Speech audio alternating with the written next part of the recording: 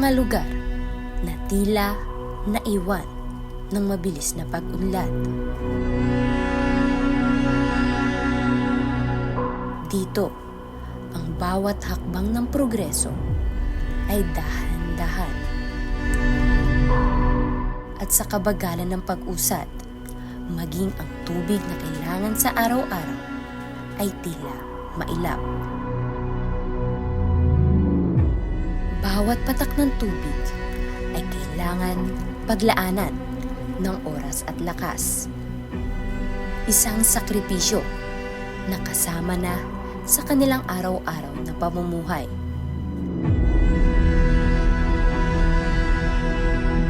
Pero, paano na kung ang pampawi ng tuyot na lalamunan ay siya ring nagiging sanhi ng pagkapagod ng katawan?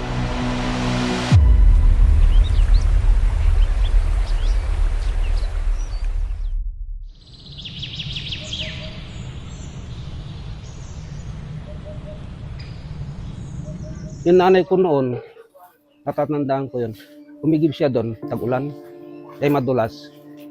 Kaya nagkuhan siya noon itong nabaling likod niya. Dala niya yung balde, ikaganon siya tapos dahil madulas, bumagsak siya. Ayan. Kasi medyo matarik kasi yan Doon siya nagkuba noon nagkaganon na siya hanggang namatay na siya.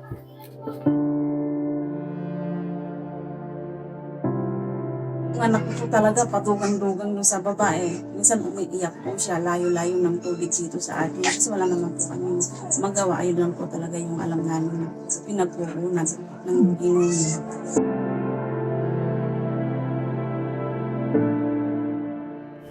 Kung sa lungsod, isang pihit lamang ng gripo ay sagana na ang daloy ng tubig.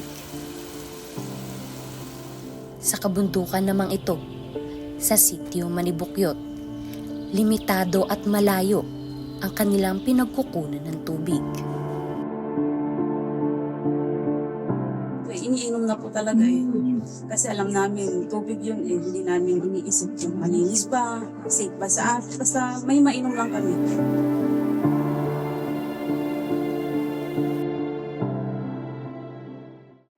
Ayon sa World Health Organization at UNICEF, isa sa 4 na tao sa mundo o tinatayang 2.1 bilyong tao ay walang akses sa ligtas na inuming tubig.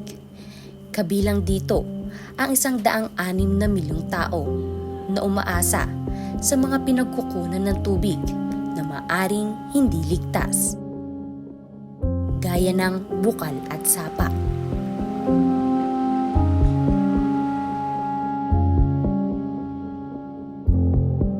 Marami kasing dahilan kung bakit masasabi natin na marumi ang isang tubig.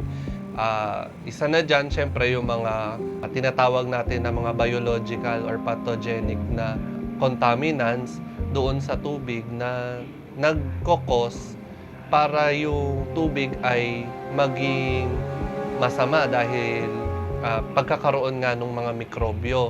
So, dalawa, yung chemical contaminants tsaka yung mga biological contaminants. Pag nagigib mo kayo, medyo nahihirapan kami. Minsan po, kung wala kang kalabaw, wala ka ng tubig. Mas malayo po yung sasapa. Hindi mo kasi basta-basta maiinom kasi hindi mo pinapakulo. Pag makikita mo may bulate, saka linta, hindi mo basta-basta maiinom yun. Kung hindi mo papakulo, siyempre mangigitlog yung linta. Minsan pag nakikigib namin may mga bulate sa bukal. Ako po, nag-diarrhea. Halos pabalik-balik kami sa ospital. Pasan-pasan ko siya. Nagtatai siya, nagsusuka. Tapos yung asawa ko naman po is na-dengue din po. Na-dengue siya, halos pabalik-balik ako sa ospital. Hindi ko na inisip kung may pera o ano. Basta sabi ko, bahala na yung Diyos sa atin.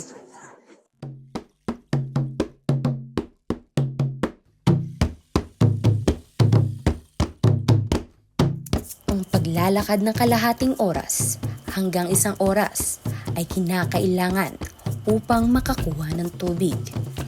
Bata o matanda, lahat ay may kani-kaniyang bitbit upang masulit ang mahabang lakbay sa pag-iigib. Hindi alintana ang matarik at mapanganib na daan dahil nananaig ang pagnanasa na maibsan ang uhaw at iba pang pangangailangan.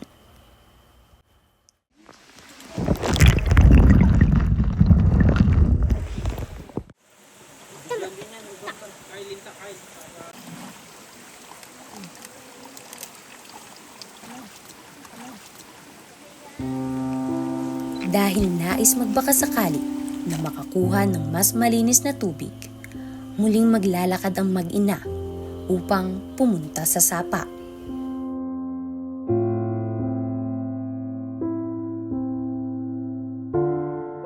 Matapos ang isang oras na lakaran, naglaro at naligo ang mga bata sa sapa upang mapawi ang pagod.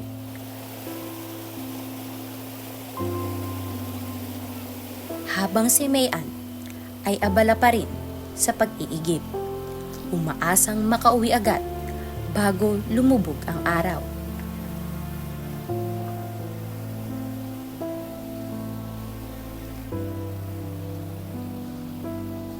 Madalas akong nadulas dito. Ito siya, hindi siya pantay. Medyo laging natatapilok ako dito, kaso wala lang magawa kasi ito yung paraan na malapit na tubig sa amin. Kaya wala akong magawa kasi kung hindi naman ako mag-iigib, walang maiinom yung mga anak ko.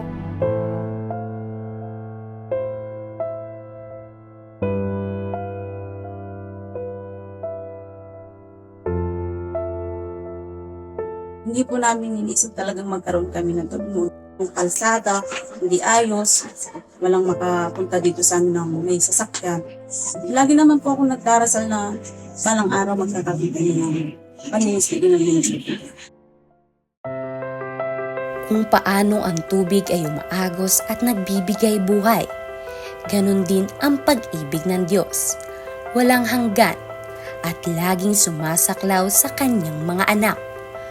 Tulad ng ilog na dumadaloy sa tuyo at uhaw na lupa. Ginagamit ng Diyos ang kanyang mga kasangkapan upang maghatid ng pag-asa at bagong simula.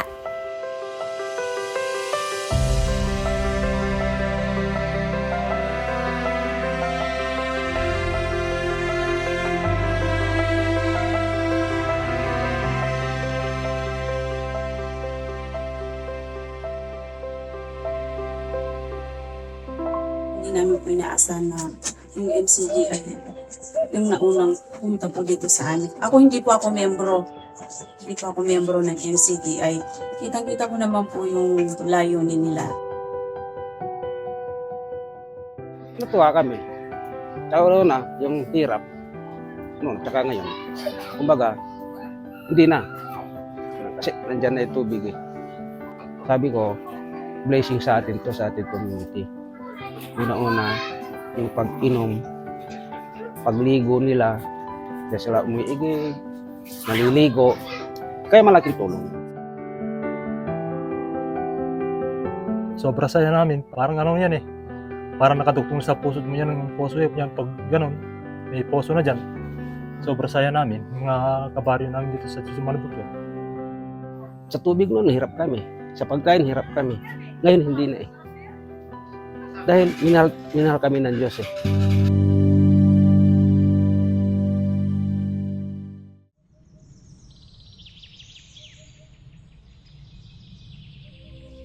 Nakuha sa tubig, kaya nagkasakit yung asawa ko sa isang anak ko. Yung tubig na pinag-inuman namin na galing doon, yung sakit. Dinala ko sa doktor. Pagkatapos, hindi na buhay. Mga 4 na taon na ano ko, pag-iisip ko, hindi ko sinisi yung Diyos. Sabi ng pamilya ko, Tay, punta ka na sa NCGI. Maganda yung paalaala sa kapatid. Pasalamat ako sa Diyos na naanib ako. Yun, nagpatayo ng puso dyan yung kapatid natin ng NCGI. Pasalamat ako sa Diyos na may ano na puso, wala nagkasakit.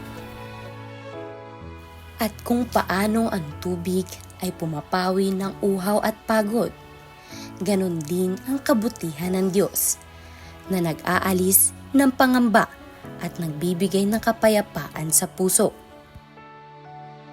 Sa bawat patak ng tubig na mula sa bagong poso, dala nito ang paalala na sa Diyos ay may pag-asa, lakas at katiwasayan na nagbibigay daan sa isang mas masaganang bukas. Yung poso na yan, nagsimula. Ngayon, parang nag-akit siya eh. Parang agit na, marami nang na-encourage. Bilang isang daan po yung MCGI, marami na rin pong tumulong sa amin. Nauna naman po talaga yung MCGI na nagpatayo ng poso dito sa sitio. Nakita po yung sitwasyon namin dito. Yung mga bata kasi, makakita lang ng tao, tatago na yung mga bata eh. Hindi pa kilala. Siyempre, takot sila. Nababalitan may kumukuha ng bata. Pero yung MCGI, hanggang doon natatanong ako yung mga sasakyan. Naghahanda yung mga bata. Sa pagdami ng tulong at biyayang natatanggap nila, hindi nawawala sa puso ng mga taga-sitio Manibukyot ang disiplinang huwag sayangin ang bawat kaloob. Napaka-importante po bawat patak ng tubig sa amin. Kasi naranasan na namin na noon uminom ng maruming tubig. Ngayon sabi ko sa mga anak ko, yung malinis na tubig, magpasta-basta itapon, magpasta-basta ang paglaruan. Gagamitin natin sa mabuting paraan ang tubig. Pag-alagaan yan, ingatan yan. Bawat kinukuha natin yung tubig, dapat mayroon kalalagyan yan. Huwag lang sasayangin.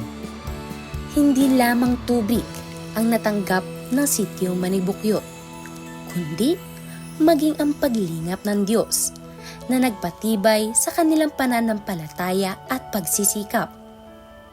Sa bawat patak ng biyaya, natutunan nilang ipagpasalamat at pagyamanin ang mga kaloob.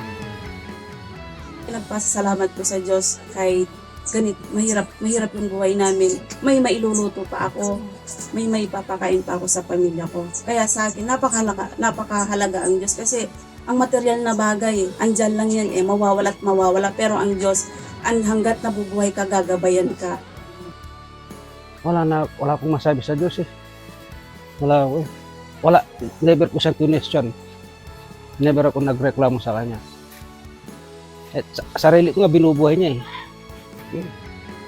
Pero mo, bakit nagre-reklamo ako? 53 years old na ako, buhay pa ako. Galing sa Diyos yan. Hindi lang yung sa akin, sa pamilya ko at saka community.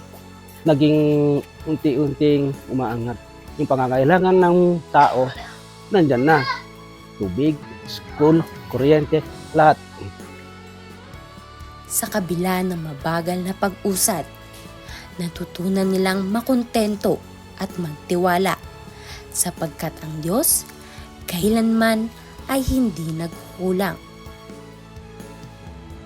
Ang bawat patak ng tubig, liwanag ng kuryente at pagkain ay paalala na ang paglingap ng Diyos ay sapat upang makapagpatuloy. Sa kanilang pamumuhay na payak, sumisibol ang paalala na ang tunay na kasaganaan ay hindi nasusukat sa yaman o bilis ng progreso, kundi sa pananatili ng pananampalataya at sa pagkilala sa kabutihan ng Diyos.